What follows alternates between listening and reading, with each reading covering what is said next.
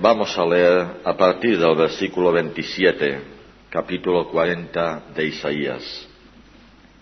¿Por qué dices, oh Jacob, y hablas tú, Israel, mi camino está escondido de Yahvé, y de mi Dios pasó mi juicio? ¿No has sabido, no has oído que el Dios eterno es Yahvé, el cual creó los confines de la tierra? No desfallece ni se fatiga con cansancio, y su entendimiento no hay quien lo alcance. Él da esfuerzo al cansado y multiplica las fuerzas al que no tiene ningunas.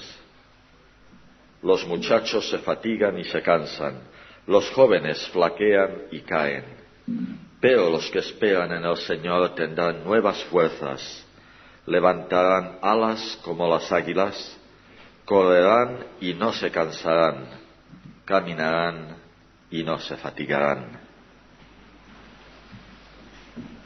El domingo pasado, al iniciar esta serie de cultos sobre textos escogidos del libro de Isaías, se nos hacía notar la importancia del contexto histórico en que debemos situar esos textos bíblicos. Se proyecta la situación de los judíos en el cautiverio de Babilonia, a donde habían sido llevados por las tropas babilónicas, tropas caldeas, a causa de los pecados de injusticia y de apostasía, de idolatría en que los judíos habían caído.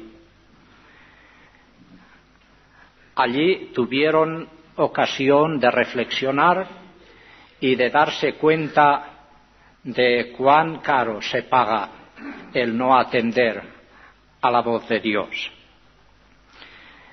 Pero los años iban pasando y parecía que aquella situación iba a perpetuarse.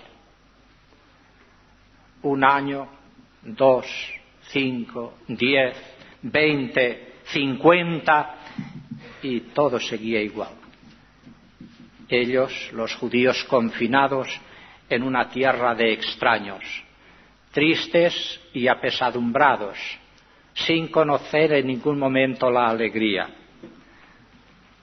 Es no solamente una joya poética, sino un testimonio impresionante de esa situación, el Salmo 137, compuesto sin duda alguna por uno de aquellos judíos. Junto a los ríos de Babilonia, allí nos sentábamos y aún llorábamos, acordándonos de Sión. Sobre los sauces en medio de ella colgamos nuestras arpas, o quizá más correctamente nuestras cítaras.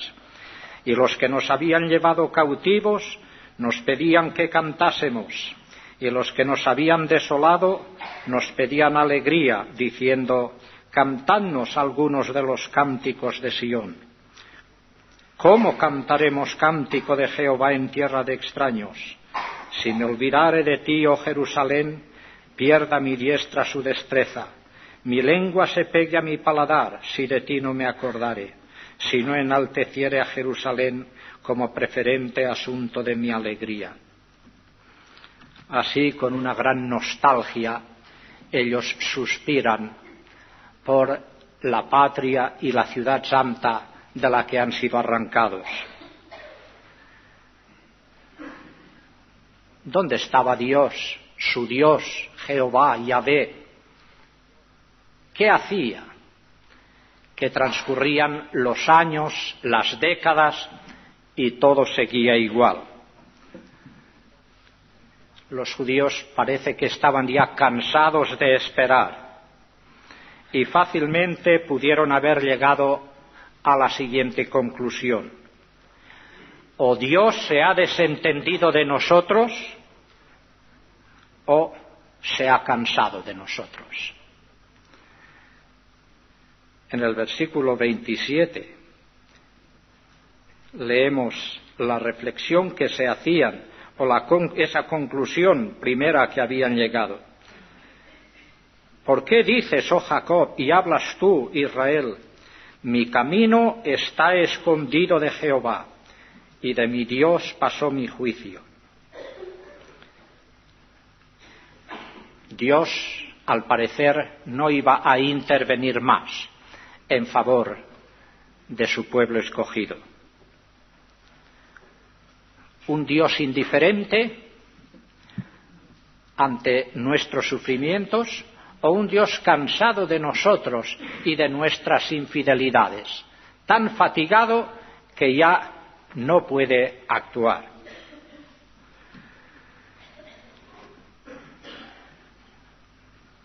No sé cuántos de los aquí presentes han tenido alguna vez una experiencia semejante a la de aquellos judíos, una experiencia de sufrimiento, de humillación, de decepción, de problemas de fe, de dudas que nos atormentan y como consecuencia de una gran fatiga espiritual, de un decaimiento que no nos permite andar en los caminos del Señor como deberíamos. A lo sumo, en el mejor de los casos, nos arrastramos pesadamente. Es una situación peligrosa esa. Conviene salir de ella. ¿Cómo? ¿Cómo librarnos de la fatiga espiritual y del decaimiento? Es necesario que entendamos 4 grandes verdades que encontramos más o menos explícitamente en este texto. En primer lugar, hemos de aprender que nuestro Dios es un Dios eterno. ¿No has sabido, no has oído que el Dios eterno es Jehová? O podríamos decir que Jehová es un Dios eterno. Con qué suavidad el Señor reprocha las dudas de su pueblo. ¿No sabes? ¿No has oído? Está reiterando lo mismo que antes ha dicho en el versículo 21. ¿No sabéis? ¿No habéis oído? ¿Nunca os han dicho desde el principio? ¿No habéis sido enseñados desde que la tierra se fundó?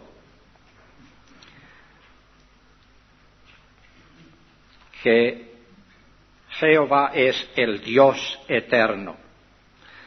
Todo lo que Él hace tiene una perspectiva de eternidad. No podemos juzgarle por lo que hace o permite en un periodo determinado de tiempo, en un momento dado de nuestra vida o de la vida de su pueblo.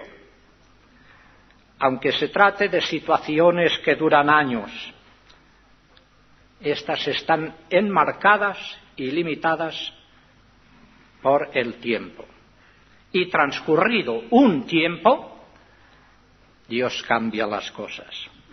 No olvidemos que, como leemos en su palabra, para el Señor 1000 años son como un día,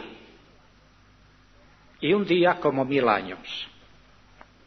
Su realidad va desde la eternidad del pasado hasta la eternidad del futuro.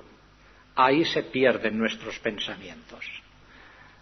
¿Habéis probado alguna vez de entender o de haceros una idea de lo que significa la eternidad en el pasado, remontándonos a millones o billones de años? Y antes de esos millones o billones de años, ¿qué más había? Y lo mismo si pensamos en la eternidad del futuro. Sin fin. Nuestras mentes finitas no pueden alcanzar o aprehender lo infinito. La obra de Dios, en lo que a nosotros se refiere, a nuestra raza humana, va desde el Génesis hasta el Apocalipsis, desde la creación de cielos y tierra hasta el día cuando hará nuevas todas las cosas, nuevos cielos y tierra nueva. Entre esos dos extremos de eternidad está el tiempo, nuestro tiempo, el tiempo de cada uno con sus diferentes circunstancias. Pero ese tiempo, como decía el salmista, está en las manos de Dios. En tu mano están mis tiempos. Una mano fuerte, una mano segura y sobre todo una mano amorosa, porque es la mano del Padre. Dios no abandonará a ninguno de sus hijos, por larga que sea la situación de angustia en que se encuentre. Dios es eterno.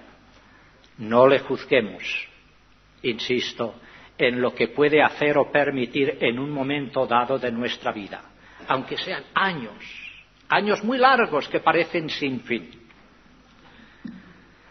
En segundo lugar, vemos en este texto que Dios es el creador, incansable.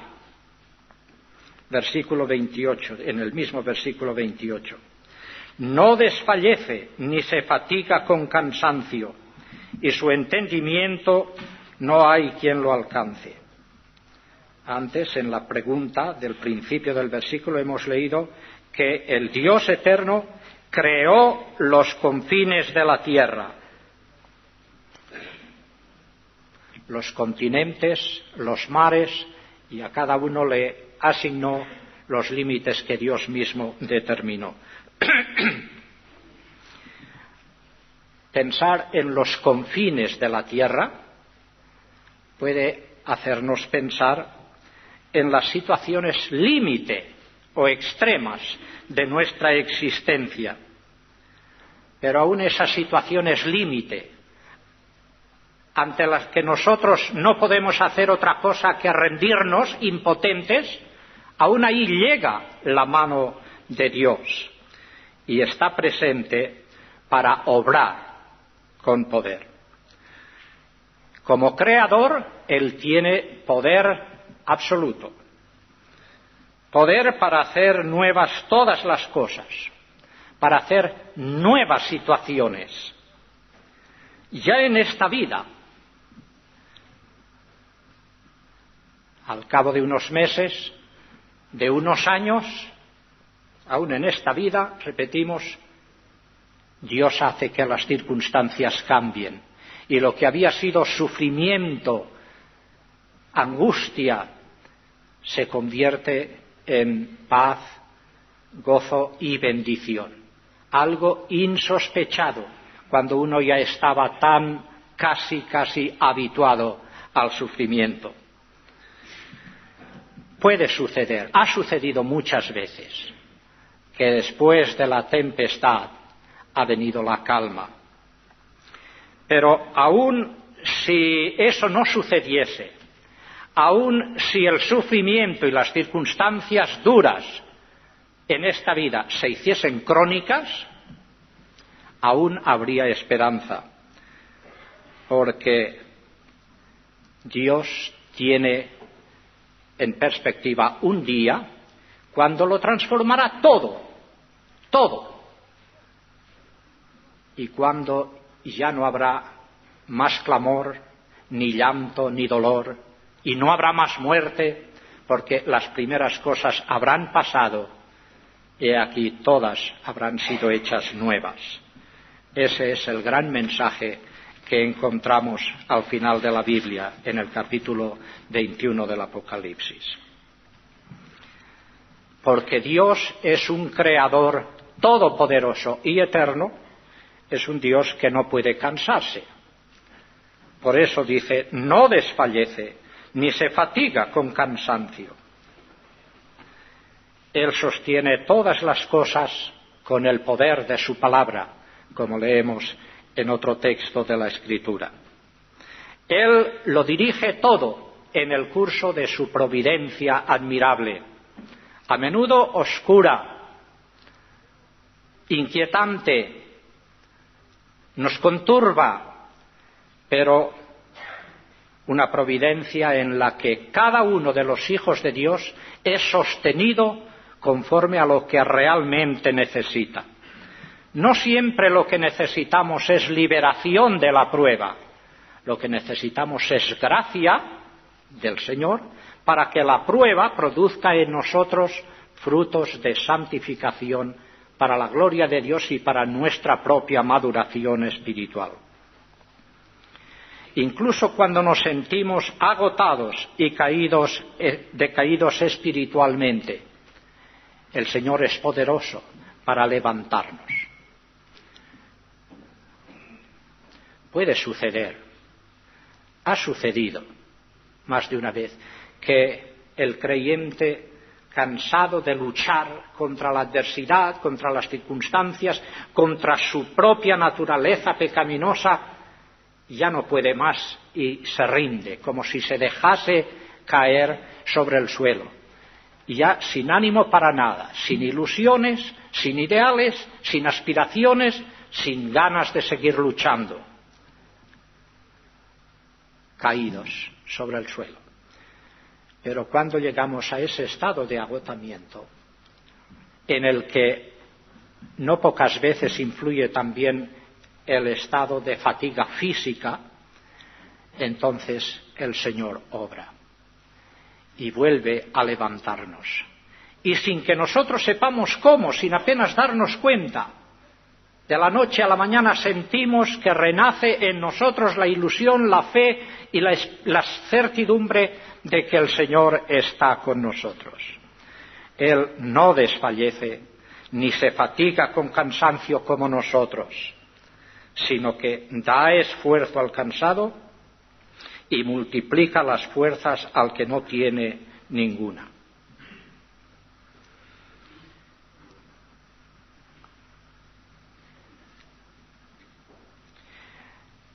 También, en tercer lugar, aprendemos en este texto algo que debemos tener muy en cuenta, que la inteligencia de Dios es inescrutable, no podemos alcanzarla.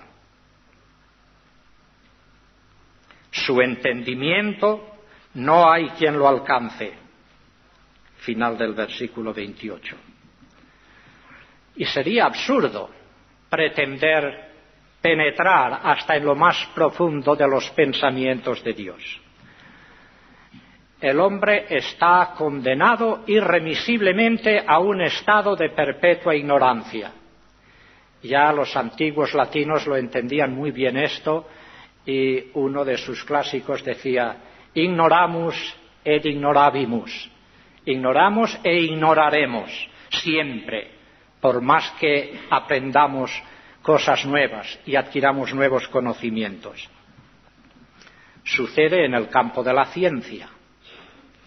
A cada descubrimiento nuevo que los científicos hacen, se ve claramente que es muchísimo más lo que queda todavía por descubrir. Hay en toda la naturaleza, en el universo entero, muchísimo que ni los más grandes sabios pueden llegar a escrutar.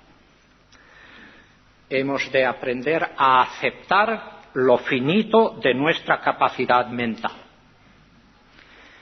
Y quizá nos ayudaría recordar que querer saber más de lo que corresponde a la limitada capacidad humana es precisamente eso lo que perdió a Eva. El árbol de la ciencia, del conocimiento, del bien y del mal. No es que Dios quisiese mantener a los seres humanos bajo la esclavitud de la ignorancia. No, pero el tipo de conocimiento que la serpiente sugería y presentaba ante aquella mujer era el conocimiento que corresponde a Dios, conocimiento absoluto, total de todo, el bien y el mal. Un exceso de ansias de saber fácilmente puede llevarnos a la confusión mental y a serios problemas.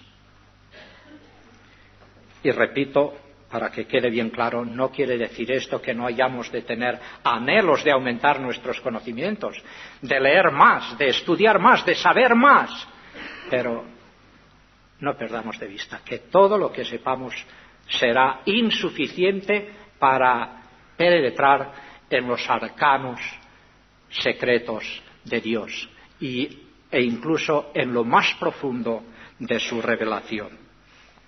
Así que cuando nos sintamos atormentados por los problemas de incomprensión o de fe, descansemos en la fidelidad de Dios, apoyándonos en los fundamentos sólidos y claros, gracias a Dios, del Evangelio. Cristo, su palabra, su Evangelio, su muerte y resurrección, ahí está anclada nuestra fe y nuestra esperanza. Eso lo sabemos, eso lo entendemos, tenemos suficiente, al menos a mí me basta, aunque haya muchas otras cosas que no acabe de entender. Me basta para seguir confiando en el Señor. En esa situación debemos mantenernos y en esa esperanza hasta el día cuando tendremos un conocimiento infinitamente superior al que ahora podemos tener. Como escribía el apóstol Pablo a los Corintios, ahora vemos borrosamente como en un espejo. Entonces veremos cara a cara. Ahora conocemos en parte. Entonces conoceremos como somos conocidos. Incluso conoceremos, sin duda alguna, mucho de lo que ahora nos parece misterioso en la providencia de Dios.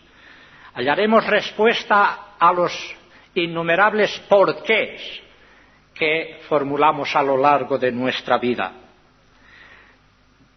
Y nos daremos cuenta de que Dios todo lo ha hecho bien, que no se ha equivocado nunca.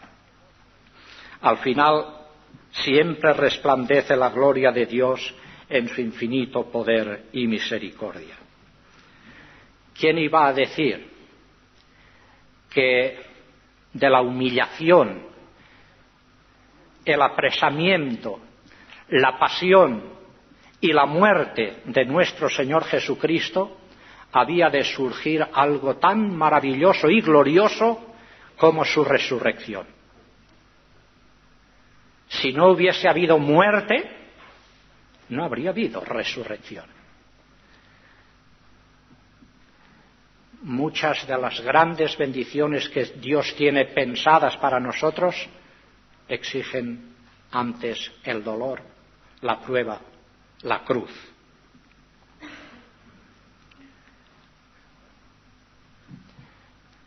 Es verdad, como cantaremos dentro de unos momentos, que todavía hoy Dios se mueve por sendas misteriosas, pero sendas que al final muestran la gloria de su magnificencia y de su amor. Y en cuarto y último lugar, debemos aprender y entender que Dios es un Dios de gracia y fiel. Los muchachos se fatigan y se cansan, los jóvenes flaquean y caen, pero los que esperan a Jehová tendrán nuevas fuerzas, levantarán alas como las águilas, correrán y no se cansarán, caminarán y no se fatigarán. No es cuestión de renovados esfuerzos personales hasta llegar a un agotamiento del que quizá nos cueste mucho recuperarnos. Es cuestión de esperar confiadamente en el Señor. Aún el apóstol Pablo tuvo que aprender la gran lección de que el poder de Dios se perfecciona en la debilidad. ¿Recordáis la experiencia que él refiere en su segunda carta a los Corintios? Aquel aguijón en su carne, aquel abofeteamiento por parte de Satanás que le hacía sentirse completamente anonadado, rendido. sin fuerzas. Pero el Señor le dijo: no me pidas que quite de ti ese aguijón. Te basta mi gracia, porque mi poder en la debilidad se perfecciona. Nuestras mayores adversidades son sus mejores oportunidades. Hay una promesa hermosísima en el Salmo 55, versículo 22. No dejará para siempre caído al justo. Y antes se ha dicho: echa sobre Jehová tu carga, Él te sostendrá. Y sigue esa promesa: no dejará para siempre caído al justo. Él es fiel a quienes en Él esperan, y de Él recibirán nuevas fuerzas. Pero para recibirlas es necesario no solo confiar, sino esperar. Se trata de un ejercicio de paciencia muchas veces. Los judíos habían esperado muchos años en Babilonia. Pensaban que ya era demasiado, pero todavía habían de esperar más. No había llegado el tiempo de Dios. El Señor Jesucristo dijo a sus parientes cuando fueron a buscarle, pidiéndole que se manifestara abiertamente en Jerusalén: vuestro tiempo siempre está a punto, siempre es ahora, ya. Mi tiempo todavía no ha llegado. Y a menudo habló de su hora. Aún no ha llegado mi hora. Y cuando llegó, lo dijo claramente: mi hora ha llegado. Y se dispuso a afrontar su pasión y la cruz.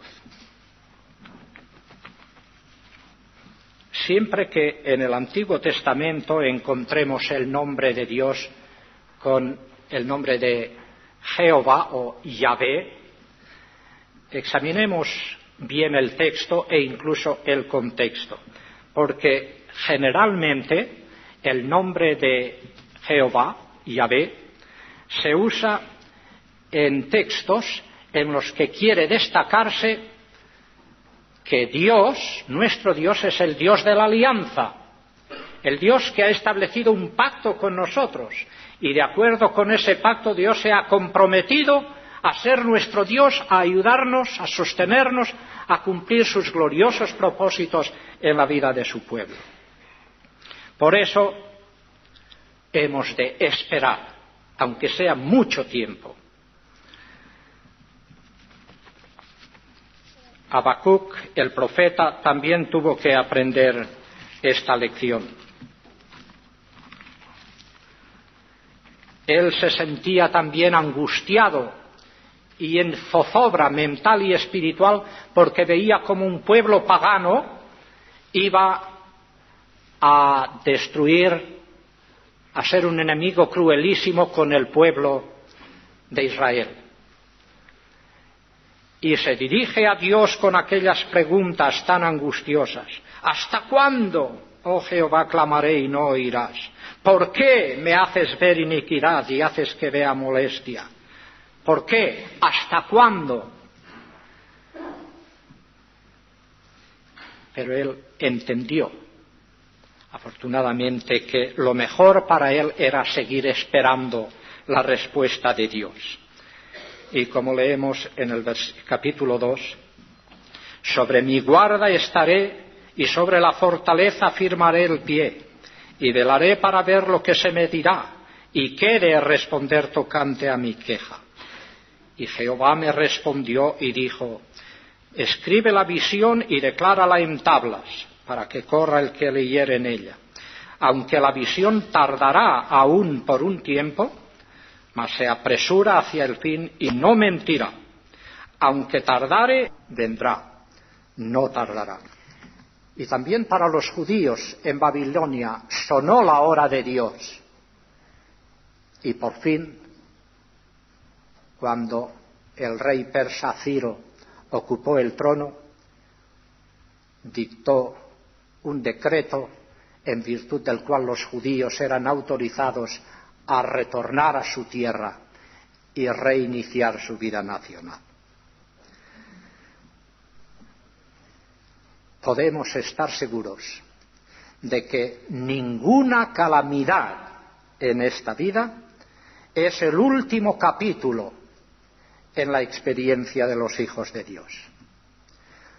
A cada noche sigue un amanecer. Es esta esperanza en nuestro Dios, el Dios creador y renovador de todas las cosas, el Dios eterno, el que nos infunde una energía nueva y el que nos permite volar, correr y marchar. Levantarán alas como las águilas, correrán y no se cansarán, caminarán y no se fatigarán. Quizá esto último es lo más difícil, contrariamente a lo que pudiera parecer. Muchos piensan que es relativamente fácil o muy fácil andar, marchar. Un poco más difícil correr, exige más esfuerzo. Y mucho más difícil, imposible, volar. Pero en la práctica más bien se observa lo contrario. Es relativamente fácil en un momento de entusiasmo, de éxtasis, de fe, remontarse a las alturas en comunión con el Señor, enardecidos con grandes deseos espirituales, pero eso suele ser fugaz. Pasa pronto. También es difícil mantener la carrera si la distancia a recorrer es larga. Pero hay atletas que lo hacen con relativa facilidad. En cambio, la marcha, sin poder levantar los dos pies del suelo a un mismo tiempo, eso es lo verdaderamente difícil. Habréis visto seguramente alguna vez pruebas de ese tipo. Carrera de marcha. Es el coste de la perseverancia. Hemos conocido a hermanos y hermanas que en un momento dado de su vida cristiana eran maravillosos, con una actividad incansable, corriendo, volando, pero que no tuvieron la perseverancia necesaria para proseguir en los caminos del servicio al Señor. Los que esperan en el Señor recibirán nuevas fuerzas.